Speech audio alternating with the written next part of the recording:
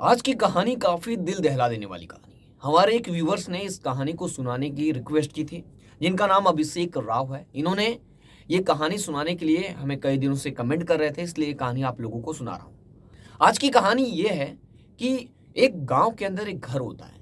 घर के अंदर दीवार पर एक कपड़ा टंगा हुआ है। उस कपड़े में अचानक आग लग जाती है।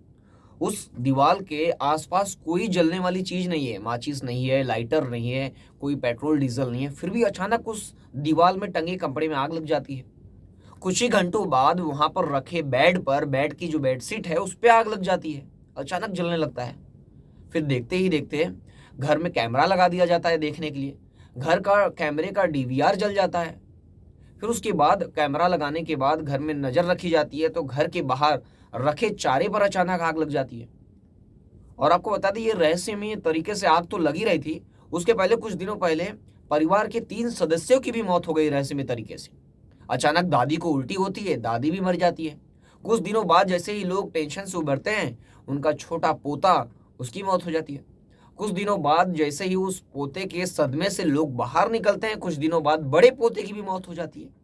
ये पूरा मामला क्या है, कहानी क्या है, आइए पूरे सिलसिलेवार तरीके से आप लोगों को एक रहस्यमयी खबर और एक हैरान कर देने वाली कहानी आप लोगों को विस्तार से सुनाता हूँ।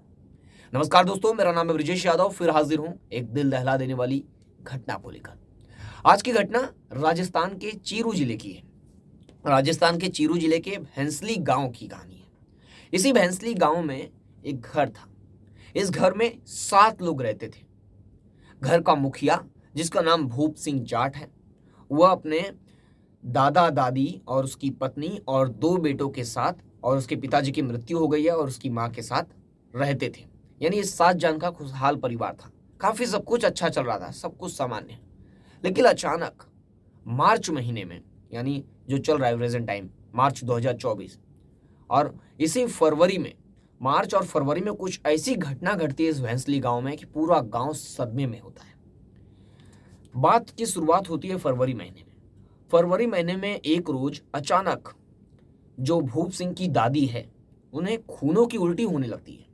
सुबह सुबह अचानक, वह दादी बिल्कुल ठीक और स्वस्थ थी, अचानक सुबह सुबह खून की उल्टी होने लगती है। खून की उल्टी होती है तो तुरंत लोग जमा होते हैं और उन्हें अस्पताल ले जाते हैं, लेकिन उससे पहले उनकी मौत हो जाती है।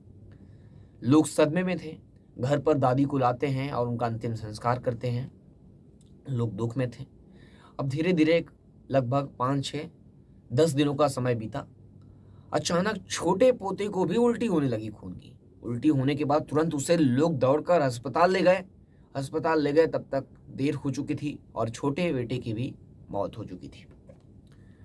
लोग अब 2-2 मौत से सदमे में थे। परिवार वाले रो रहे थे, लेकिन क्या हो रहा था कुछ समझ नहीं आ रहा था। रहस्यमय तरीके से इनकी मौत होती जा रही थी।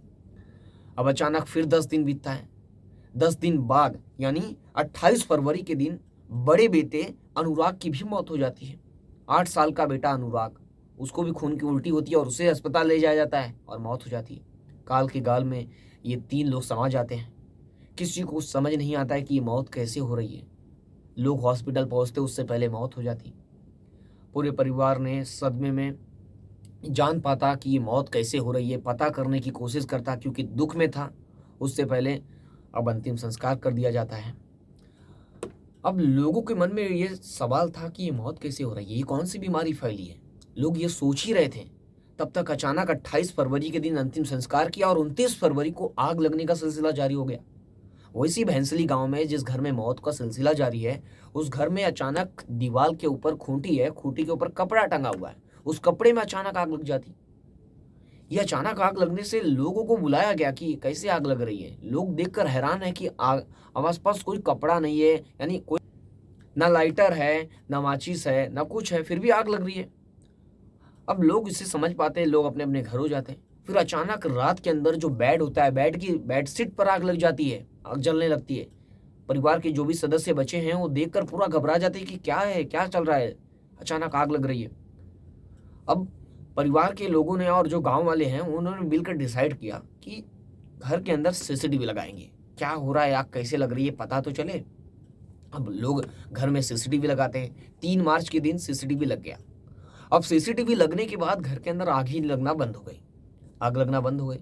और जैसे ही आग लगना बंद हुई, घर के बाहर जो चारा रखा हुआ है जानवरों का, अब नमी है, ओस पड़ी हुई है, और नमी वाले घास चारे में अचानक आग लग जाती है। वहां पर सीसीटीवी नहीं था और वहां पर आग लग जाती है। अब लोग कुछ समझ पाते, लोग तो बस ये सोच रहे थे कि आग लग रही है, फिर मौत हो रही है, सब हो क्या रहा है। अब लोगों को इंतजार करने लगे कि घर में आग लगती है, ये देखना जरूरी है। फिर लोग सीसीटीवी का जो क्षेत्र है और बढ़ाते हैं कि बाहर भी सीसीटीवी लगा दिया जाए कि पता चले आग कौन लगा रहा है। अब अचानक एक दिन कैमरा का जो डीवीआर है, जहां रिकॉर्डिंग होती है, वो डीवीआर में ही आग लग गई। अब ये आग कौन लगा रहा है, ये किसी को समझ नहीं आ रहा था। और उसके आसपास कोई ज्वलनशील पदार्थ भी नहीं है, लाइटर, माचिस, बीड़ी, सिगरेट कुछ भी नहीं है। ये आग लग रही है कैसे, ये पता नहीं चल पा रहा है लोगों को। अब लोगों ने क्या किया कि गांव में जगह जगह टैंकर खड़ा कर दिए कि, और लोगों ने अपना जो कीमती सामान है वो घर से बाहर निकाल दिया, क्योंकि आग लगने का सिलसिला पूरे गांव में भी फैल सकता है। तो लोगों ने अपने कीमती सामान और घर के आसपास टैंकर्स, पानी की सुविधा करके रखी कि आग लगे तो बुझाया जा सके। लोग डर चुके, पूरा गांव सदमे में था। भैंसली गांव में चर्चा का विषय गर्म हो गया, चर्चाओं का दौर चालू हो गया था कि हो क्या रहा है। अब लोगों ने क्या किया कि आग को काबू करने के लिए किसी तरह, अब इन लोगों के मन में काला जादू का एक वो उत्पन्न हुआ मन में कि कोई काला जादू या कोई कुछ किया तो नहीं है, भूत प्रेत, ये सब गांव वालों के मन में चलने लगा। अब लोगों ने और गांव वालों ने उस घर के अंदर तांत्रिक बुलाया। तांत्रिक बुलाने के बाद वो कर्मकांड किया, अपना जो भी प्रोसेस था उसने पूरा किया। उसके बाद भी आग लगने का सिलसिला नहीं रुका। फिर उसके बाद किसी ने पुलिस को इन्फॉर्म कर दिया। पुलिस की टीम मौके पर पहुंची। पुलिस की टीम ने पूछा है पूरा घटना क्या है, और पुलिस ने अंधविश्वास के नाम पर वो जो तांत्रिक थे उन्हें गिरफ्तार कर लिया। और उससे घर वाले काफ़ी गुस्सा हो गए, घर वाले पुलिस के ऊपर काफ़ी आक्रामक हो गए, गाँव वाले भी, कि पुलिस एक तो कुछ मदद नहीं कर रही है और जो कुछ हम कर रहे हैं उसमें भी टांग अड़ाने आ रही है। तांत्रिक को पुलिस ने गिरफ्तार कर लिया। अब पुलिस ने पहले पूरा मामला विस्तार से गाँव वालों से और परिवार वालों से पूछा, भूप सिंह से, कि हुआ क्या है। 3 मौत हुई है, उसके बाद अंतिम संस्कार इन लोगों ने किया, उसके बाद आग लगने का सिलसिला जारी है। पुलिस को विस्तृत तरीके से जानकारी दी। अब पुलिस में जय यादव वहाँ के जो भी थे इंस्पेक्टर, उन्होंने अब जांच का आदेश दिया। जांच का आदेश ये दिया कि अब मौत क्यों हुई ये पता लगाना जरूरी था। मौत क्यों हुई ये लगाने के लिए पोस्टमार्टम करना जरूरी है। अब पोस्टमार्टम करने के लिए दो बॉडी को तो जला दिया गया, जो बड़ा बेटा है और जो दादी है उन्हें तो जला दिया गया, लेकिन एक बेटा है, क्योंकि हिंदू धर्म में भी जो छोटे बच्चे होते हैं उन्हें जलाया नहीं जाता है, फिर उनको गाड़ दिया जाता है। तो उसकी बॉडी को पुलिस ने फैसला किया कि उसकी बॉडी को हम निकालेंगे और पोस्टमार्टम करेंगे। अब पुलिस ने जाकर डीएम से परमिशन लिया। डीएम से परमिशन लेने के बाद बॉडी को कब्र से निकाला गया। छोटे बच्चे की बॉडी, छोटे बच्चे का नाम था गर्वित, 4 साल का, उसे निकाला गया। निकालने के बाद पुलिस ने मेडिकल के लिए और पोस्टमार्टम के लिए भेज दिया। पोस्टमार्टम को भेजने के बाद अब पुलिस को पोस्टमार्टम रिपोर्ट के इंतजार थी। अब पुलिस पूरे घर की जांच करती है बाकायदा कि घर में कुछ मिले कि आग कैसे लग रही है। अब पुलिस के मन में एक ही ये सवाल था कि डीवीआर जला, कैमरे का डीवीआर जला, यानी कैमरा लगाया गया आग कैसे लग रही है देखने के लिए। अगर कैमरे का डीवीआर जला है यानी कोई तो दुश्मन है जो इस परिवार को खत्म करना चाहता है। आस पड़ोस का कोई रिश्तेदार, कोई भी हो सकता है। पुलिस ने सबको शक के दायरे में रखा, कोई भी हो सकता है। तो पुलिस ने ये सोचने लगी, अगर आग लग रही है, ये सामान्य आग है या इत्तेफाक है, कुछ भी हो सकता है, लेकिन आग लगना डीवीआर के अंदर, ये किसी इंसान का काम है। ये कोई इंसान छुपाना चाहता था, सबूत मिटाना चाहता था, इसलिए आग लगा रहा है। और डीवीआर यानी कैमरा में रिकॉर्ड ना हो, इसकी वजह से उसने डीवीआर को भी आग लगा दिया, यानी ये डीवीआर भी जलकर खाक हो जाए, सबूत भी मिट जाए, यानी किसी व्यक्ति का काम है। पुलिस ये क्लियरली समझ चुकी थी। लेकिन अब इन्वेस्टिगेशन करना जरूरी है, समझना इसमें इंपॉर्टेंट नहीं है। सबूत जुटाना और कातिल तक पहुंचना ये बहुत बड़ा सवाल है। अब आग कैसे लग सकती है? साइंस के हिसाब से तो कुछ रासायनिक तत्व होते हैं, जो पदार्थ होते हैं, उनके संपर्क में आने से आग लगती है। जैसे सोडियम है, सोडियम अगर ऑक्सीजन के संपर्क में आता है तो आग लगती है, उससे आग लग सकती है। तो पुलिस कई पहलुओं पर इस केस में इन्वेस्टिगेशन शुरू की। अब पुलिस को पोस्टमार्टम रिपोर्ट की इंतजार थी, क्योंकि वो मौत जरूरी है। आग लगने का सिलसिला ये तो थाम सकते हैं, रुक सकती है, रुक भी गया है, लेकिन ये मौत कैसे हुई है? 3 लोगों की मौत हुई है। अब ये मौत भी नॉर्मल मौत नहीं है, ये सामान्य मौत नहीं है, क्योंकि खून आना, अचानक स्वास्थ्य लोगों को, एक 4 साल का, एक 12 साल का बच्चा मर जाना, ये कोई बड़ी बात है। तो पुलिस ने पोस्टमार्टम रिपोर्ट का इंतजार किया और कुछ घंटों में पोस्टमार्टम रिपोर्ट आ गई। पोस्टमार्टम रिपोर्ट में पता चला कि इनका, यानी बच्चों की, जो बच्चा है जिसका नाम गर्वित है, इसे जहर दिया गया है। जब ये बात पता चली तो सारे लोग दंग रह गए। यानी अब बॉडी तो दो जन की, यानी दादी की और बड़े बेटे की बॉडी तो पुलिस के पास है नहीं। तो पुलिस ने ये देखा कि इन लोगों की जो मौत हुई है वो एक ही तरीके से हुई है, यानी उल्टी होती है और मौत हो जाती है। यानी इन तीनों को जहर दिया गया है। ये बात पुलिस ने कंफर्म कर दिया कि ये तीनों की मौत जहर देने से हुई है। अब इन तीनों को जहर कौन देगा? जो जहर दिया होगा उसने आग भी लगाया होगा, तो पुलिस को कातिल तक पहुंचना होगा। अब पुलिस ने जहर का नाम पता किया।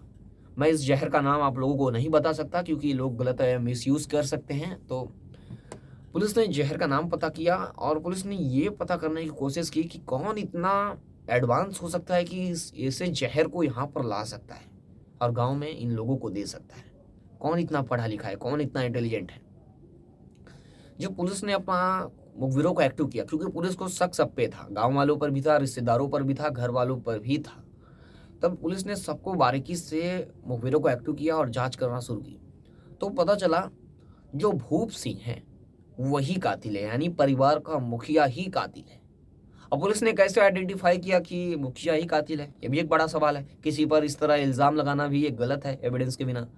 तो पुलिस को पता चला कि भूप सिंह की मेडिकल की दुकान है और ये मेडिकल में काम करता है, केमिस्ट में। इसे दवाइयों का काफ़ी अच्छा खासा नॉलेज है, साइंस पढ़ा हुआ है। पुलिस को पता चल गया और पुलिस इसे उठाती है भूप सिंह को और भूप सिंह से पूछताछ करती है कड़ाके से। तो ये टूट जाता है और पूरी कहानी बताता है।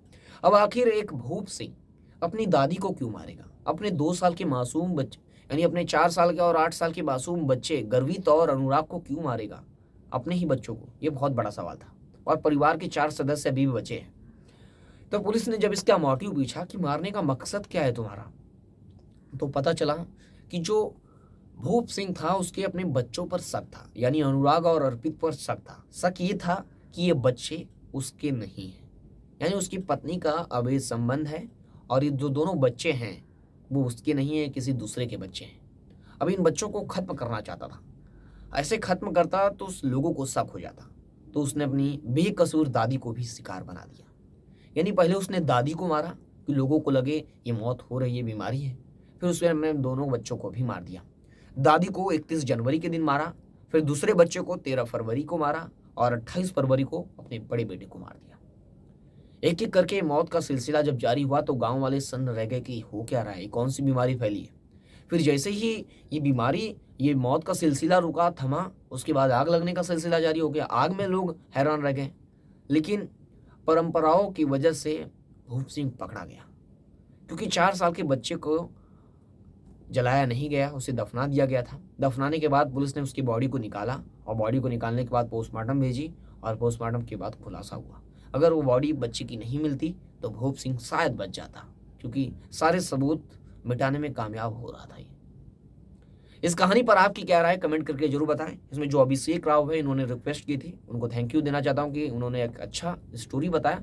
वैसे मेरी नज़र में एक कहानी थी, लेकिन इन्होंने रिक्वेस्ट की तो मुझे अच्छा लगा कि हमारे जो व्यूवर्स हैं वो कमेंट करते हैं। तो आप लोगों की भी कोई स्टोरी हो जिस पे आप सुनना चाहते हो कहानी, तो हमें कमेंट करके जरूर बताएं। फिर मिलूंगा एक नई कहानी और एक नए केस के साथ। तब तक के लिए जय हिंद और चैनल को सब्सक्राइब करना ना भूलें।